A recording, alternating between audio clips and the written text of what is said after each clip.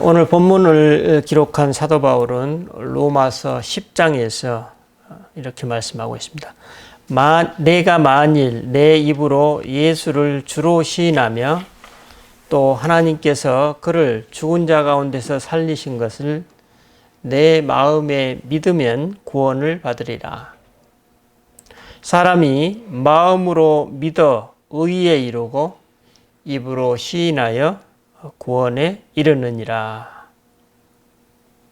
이 말씀은 누구든지 믿음으로 의에 이르고 구원을 얻는다는 소위 이신칭의를 이야기하는 구절입니다. 그런데 오늘 본문 첫 부분 12절로 13절에서 사도 바울이 그러므로 형제들아 우리가 빚진 자로 돼 육신에게 져서 육신대로 살 것이 아니니라. 너희가 육신대로 살면 반드시 죽을 것이로되 영으로서 몸의 행실을 죽이면 살 것이라고 말씀하고 있습니다. 우리가 방금 전 믿음으로 의에 이르고 구원을 얻는다는 내용과는 사뭇 결이 다른 주장을 하고 있습니다. 오늘 우리가 볼 때 사도 바울의 이신칭의론과는 다소 이 본문은 긴장의 관계이거나 상반된 느낌을 받게 됩니다. 왜냐하면 육신대로 살면 반드시 죽을 것이라는 주장이 구원은 하나님의 전적인 은혜에 기인한다는 사도 바울의 이신칭의론과 대립을 이루는 것처럼 보이기 때문입니다. 그렇다면 사도 바울이 자기 모순적인 주장을 하고 있는 것일까요? 아니면 다른 무엇이 있을까요?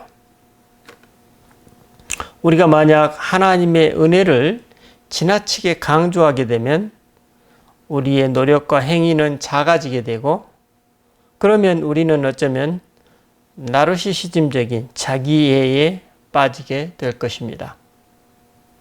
그런데 만약 우리가 몸의 행실을 지나치게 강조하고 추구하게 되면 외적으로 보이는 도덕적 삶이나 때로는 금욕생활로 연결되어서 바울이 되기 전에 사울처럼 부지불식간에 나와 다른 사람들을 정죄하거나 멸시하게 되는 우를 범하게 될 것입니다.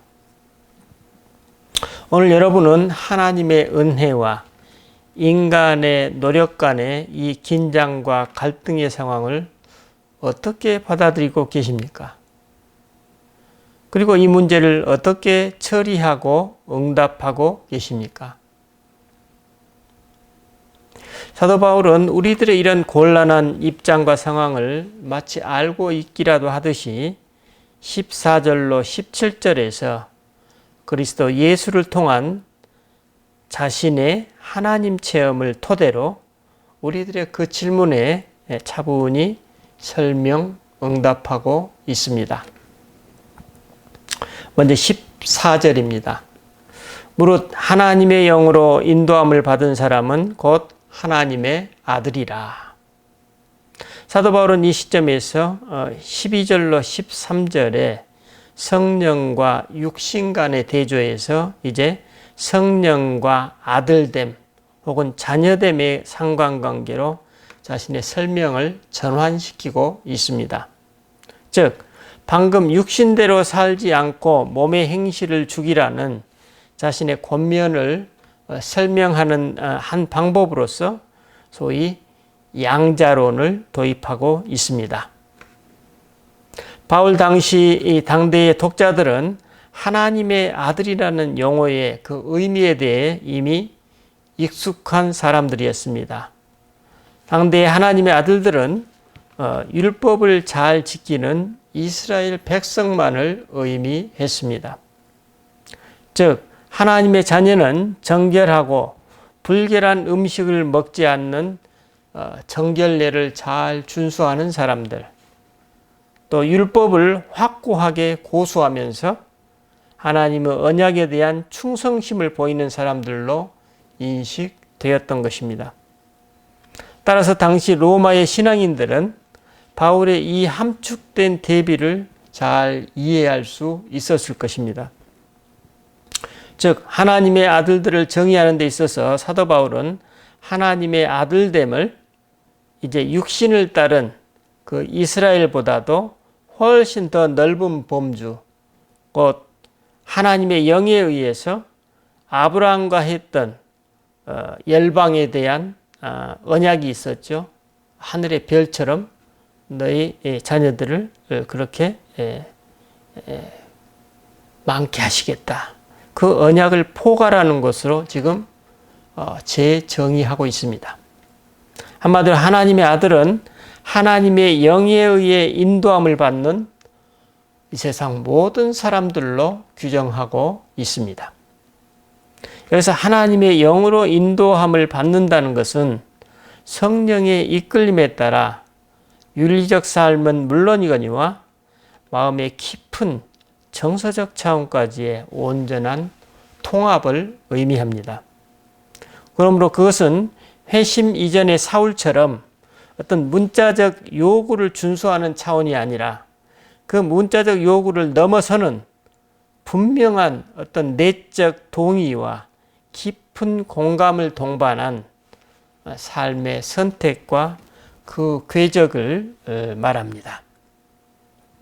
그래서 그리스도에 속한 사람들은 성령에 속해 있을 뿐만 아니라 성령의 인도하심을 따르게 됩니다. 행위와 삶으로 드러나지 못하는 성령의 소유는 바울에게 있어서 어떻습니까? 모순이라는 의미입니다. 하나님의 자녀됨은 하나님의 은혜를 입은 어떤 소수의 특권층만을 말하는 것이 아니라 누구든지 성령의 인도하심에 반응한 그만큼 그들은 하나님의 자녀가 된다는 것입니다. 얼마나 다른 것입니까, 이게? 이제 15절을 보십시다. 너희는 다시 무서워하는 종의 영을 받지 아니하고 양자의 영을 받았으므로 우리가 아빠, 아버지라고 부르짖느니라. 바울은 여기서 무서워하는 종의 영과 양자의 영을 대비하고 있습니다. 아마도 그는 회심 이전에 자신의 그 율법적인 삶의 뿌리가 하나님께 대한 두려움이었다는 것과 이후에 이제 예수님을 만나고 난 이후에 누리고 있는 영적 자유를 또 대조하고 있습니다.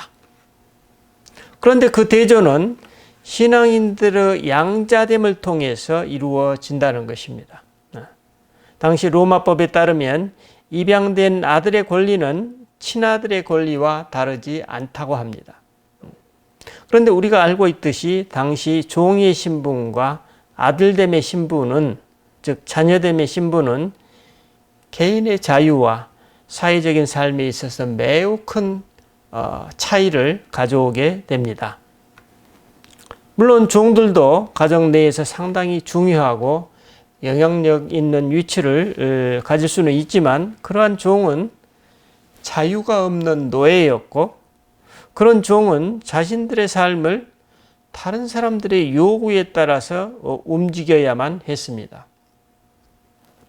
또 종은 항상 주인의 명령에 순종해야만 했고 또 종으로서는 결코 건널 수 없는 어떤 간극, 즉 그의 신분은 가족 구성원들과는 철저히 분리되어야 했습니다. 반면에 양자된 아들의 신분은 어떻습니까? 그들은 종과는 대조적으로 자유로움과 친밀한 상호 신뢰를 바탕으로 부모의 애정 어린 관심이 자기 삶의 동기와 방향을 제공해 주었습니다.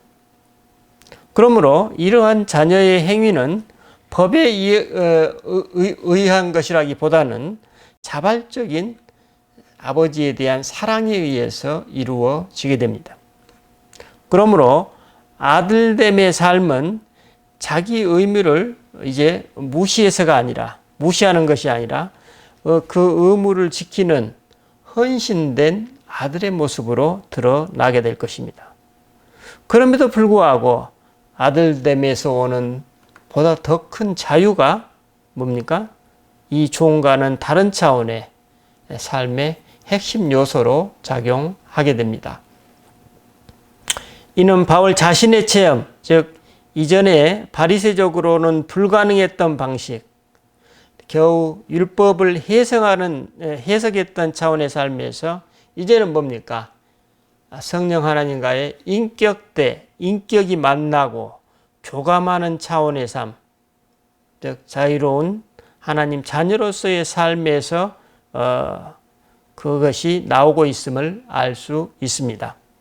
그러므로 아빠, 아버지라는 표현은 하나님을 아빠라고 부르는 그 친밀감에서 표현된 신뢰의 관계를 전제하고 있습니다. 이는 예수님과 아버지 하나님의 친밀감과는 대조되는 자유롭지 못한 바리새인들을 거꾸로 드러내고 있습니다.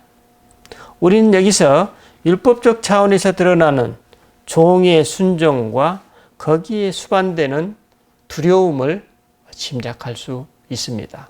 이것이 뭡니까? 과거 사울의 삶이었던 것이죠. 결국 육신의 행실대로 살지 않고 영으로 몸의 행실을 죽일 수 있는 뿌리는 노예의 두려움이 아니라 뭡니까?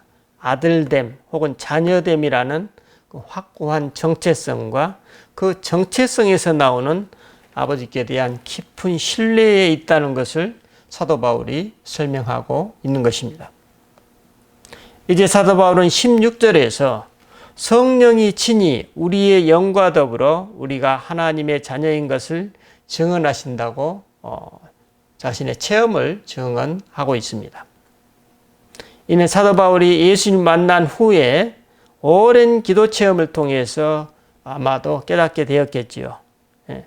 자기가 단지 스스로 기도하고 있는 것이 아니라 하나님의 이끄심에 의해서 기도하고 있다는 그의 체험적 증언으로 볼 수 있습니다. 오늘 이러한 삶을 바로 기독교 영성에서 관상적 삶이라고 이야기하고 있습니다. 그러니까 그러한 신앙인 내 자신의 삶 모두가 하나님 안에서 하나님의 영에 의해 이끌림을 받고 응답하는 그 삶의 실제를 말하고 있습니다. 그래서 그에게 있어서 이와 같은 성령의 내적 증거는 그가 이전에 알고 있었던 신앙과는 완전히 다른 그 핵심적인 체험이었던 것입니다. 그래서 지금 바울이 증언하고 있는 성령은 자신의 내적 삶과 외적 삶을 포괄하는 하나님의 능력이라고 볼 수 있습니다. 그러므로 신앙인에게 있어서 성령의 내주는 그리스도의 영을 소유하는 것이고 하나님의 자녀됨을 우리가 공유하는 것이며 성령에 의해 이끌림을 받는 아들로서 혹은 자녀로서의 삶을 의미하게 됩니다. 사도 바울은 이를 아주 일상적으로 체험했던 것입니다. 이제 마지막으로 17절을 보십시다. 자녀이면 또한 상속자, 곧 하나님의 상속자여 그리스도와 함께한 상속자니 우리가 그와 함께 영광을 받기 위하여 고난도 함께 받아야 할 것이니라. 그래서 우리가 다시 기억해야 될 것은 자녀됨 혹은 아들됨이라는 개념입니다. 우리가 누군가의 자녀가 된다는 것은 뭡니까? 아버지의 기업을 잇기 위해서 상속받는 것을 전제합니다. 그렇죠? 그런데 기업 즉 후사라는 개념에서 아주 중요한 것은 후사는 여기서 종말론적인 우리가 이런 얘기 있죠. already but not yet. 그렇죠? 아직은 아닌 not yet의 의미를 여기에 담고 있습니다. 다시 말하면 신앙인들은 자신들의 온전한 기업 속으로 아직 들어가지 못한 것입니다. 그런데 여기서 중요한 것은 사도 바울이 이스라엘의 아들로서의 정체성을 그리스도를 믿는 모든 신앙인들로 지금 전환시키고 있다는 점입니다.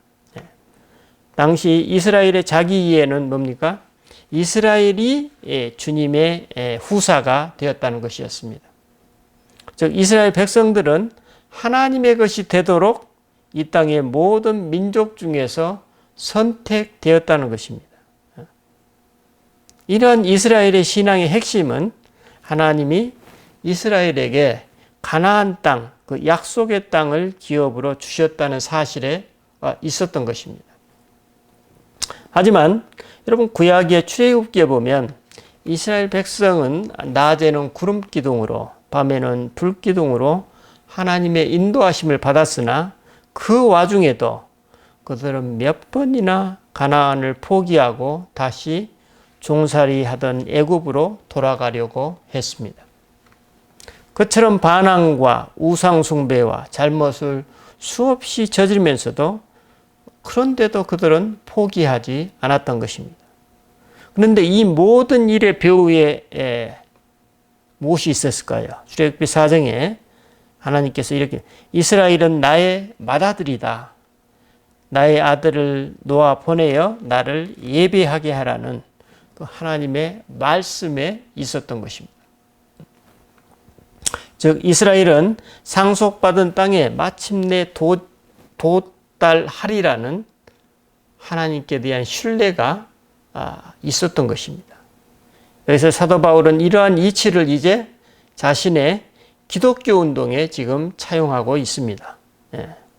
즉 이스라엘이 받았던 하나님 자녀로서의 특혜는 이제 그리스도 안에 있는 모든 신앙인들에게로 확대되었다는 것입니다. 그리고 이 땅에 대한 약속은 뭡니까? 이제 하나님 나라에 대한 약속으로 전환되고 있습니다. 그러므로 이런 상황을 알고 있는 신앙인들은 이게 뭡니까? 종말론적인 아직 아닌에 관한 의미를 이제 이해할 수 있을 것입니다. 즉 아직 하나님 나라의 기업은 신앙인들에게 성취되지 않은 기다려야만 하는 어떤 것을 의미하고 있습니다. 물론 신앙인들은 이미 하나님께 아빠라는 친밀감 또 그것을 그리스도와 함께 누림으로써 하나님의 자녀입니다. 이게 바로 올리드라고 그랬죠. 그런데 신앙인들은 그리스도와는 무관하게 이제 하나님의 후사가 될 수는 없다는 점, 이것이 우리 기독교의 핵심이죠. 그래서 그 특권은 그 사람이 오직 그리스도께 속해야만 주어지게 된다는 것입니다. 이것은 뭐예요? 그냥 주어진 것이 아니라 하나님의 뜻에 따라서 뭡니까? 다윗의 아들이어야 되고 또 뭡니까? 방금 아까 말씀드렸다시피 아브라함의 후손으로서 예수님이 어떻습니까? 그 언약의 상속자이시고 또 뭡니까? 이제 죽음에서 부활하셔서 성령의 능력으로 하나님의 아들로서 이제 인정되시면서 그것이 성취되었다는 것입니다. 예. 그러니 이제 아들과 이제 후사로서의 예수님의 신분은 이제 뭡니까? 예수님과 하나 된 우리 신앙인들도 함께 공유하게 된다는 것입니다. 이것이 지금 바울이 이 구절에서 말씀하고자 하는 핵심 내용입니다. 그러므로 신앙인들은 이 땅에서의 그리스도의 영광만이 아니라 그분의 고난을 함께 짊어지는 삶을 통해서도 이제 뭡니까? 하나님의 기업을 상속받게 된다는 것입니다. 근데 기업이 뭡니까?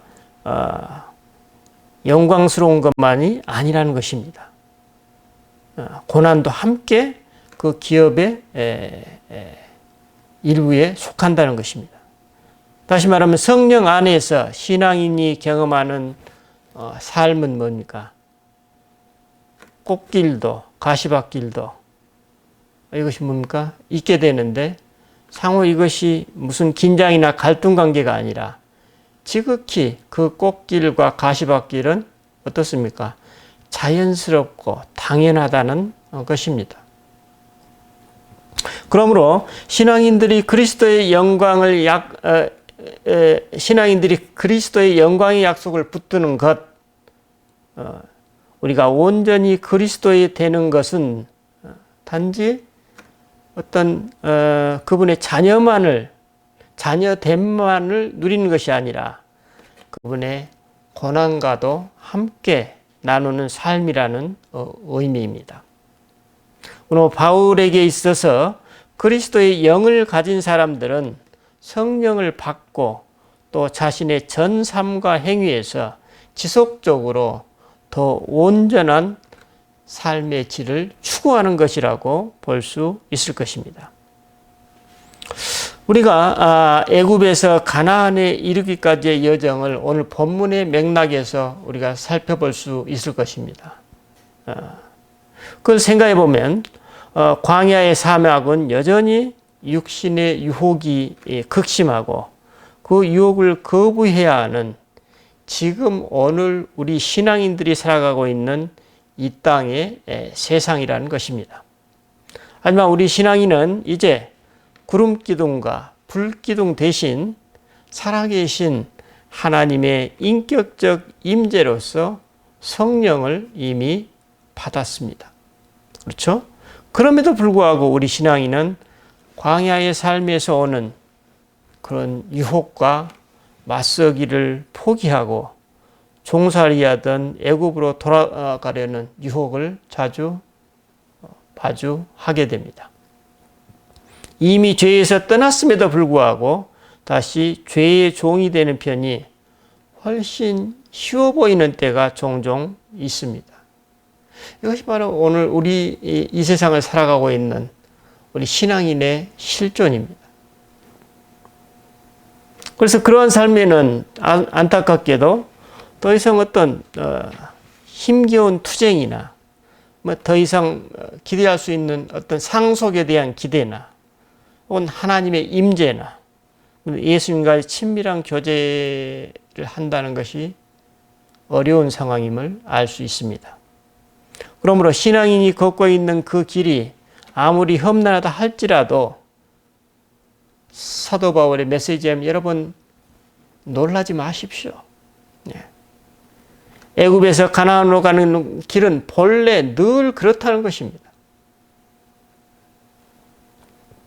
그래서 사도 바울은 15절에서 너희는 다시 두려워하는 종의 영을 받지 않았다고 지금 확인해 주고 있습니다. 지금까지의 내용을 종합하면 설교 서두에 믿음으로 의에 이르러 구원을 얻는다는 이 신칭의와 육신의 몸을 죽여 의로운 삶을 이루라는 사도 바울의 권면은 서로 모순된 것이 아니라 오히려 상호 보완이며 구원의 완성을 향해 인생 여정을 걷고 있는 우리들의 정상적인 삶의 리얼리티라는 것입니다. 그러므로 결론은 무엇입니까? 우리 신앙인에게 궁극적인 구원의 모습은 어떻게 드러나게 될까요? 그렇습니다. 하나님께서 우리를 어떤 길로 인도하시든지 영광의 길이든 고난의 길이든지 상관하지 말고 나의 진실과 최선으로 그리스도와 함께 하는 삶, 그 자체가 가장 소중하다는 것입니다. 이것이 신앙인의 가장 큰 복이라는 메시지입니다. 그러므로 이런 삶을 추구하는 신앙인은 그가 어느 곳, 어떤 길을 가든 무슨 일을 맡게 되든 마음이 편하고 가벼울 것입니다. 지난주에 말씀드렸던 어느 중세의 신비가는 구걸하면서 범민들을 구제하는 사역을 하자 이를 지켜보던 성직자들에게 비웃음과 조롱을 당하곤 했습니다.